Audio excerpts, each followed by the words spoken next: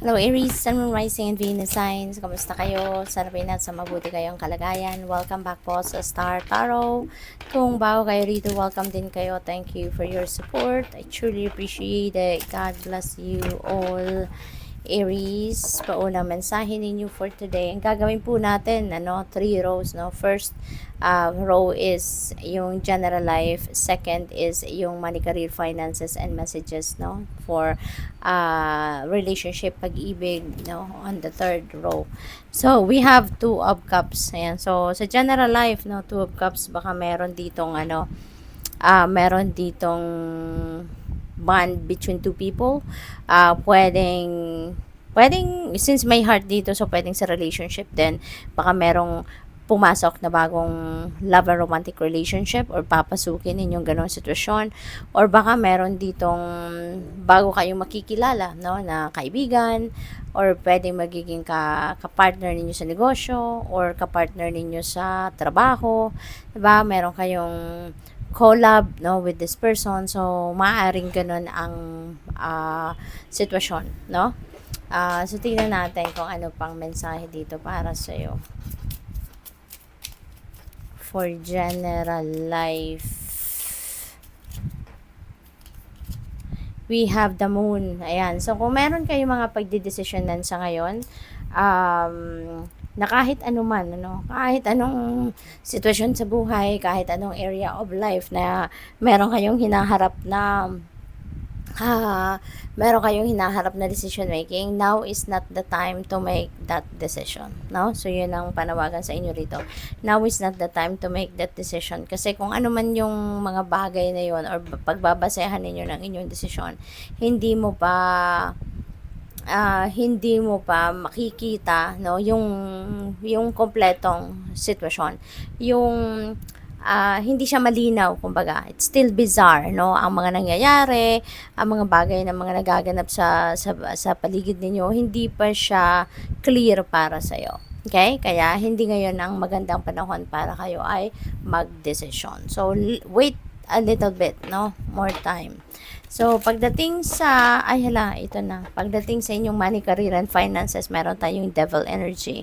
So, parang ang iba sa inyo rito, no, baka masyado kayong, si devil, by the way, this is Capricorn energy. So, maaring merong Capricorn dito na you're going to be dealing with, na maaring merong link, no, yung taong ito sa pwedeng sa sugal, pwedeng meron kayong nakakasama dito na nagsusugal, or pwedeng ito yung nag-i-encourage sa iyo na magsugal, or alam mo yun, no, magtaya sa mga game of chance, yung ganon, kasi baka hindi kayo ganon dati, no, maaaring wala man lang kayong idea about dyan sa mga pagtataya sa kung ano-anong mga game of chance, pero maybe there is someone, a Capricorn person, no? So siguro yung mag-i-impluwensya sa iyo rito, no? So yan ang napipick up ko dito for some of you. Maaari din na meron kayong mga unhealthy attachments, no? So siguro pagdating sa pagmamanage ng inyong pera, medyo siguro hindi kayo masyadong magaling dyan, at baka kapag pag merong nagaano sa inyo, merong nagtitempt, no, na ayain ka to spend whatever, sa shopping or sa pagsusugal, pagtataya, sa mga ganon, baka hindi malakas yung paninindigan ninyo, no? Hindi malakas yung control ninyo sa inyong sarili. Kaya siguro mabilis din kayong maaya, no? Mabilis kayong matempt. So, we have judgment. Ayan, so meron kayong importanteng pagdedesisyonan talaga rito, no? Since we have the moon energy, pwedeng mayroon kayong decision making na related sa pera, related sa trabaho, career, investment, negosyo, maaaring ganon.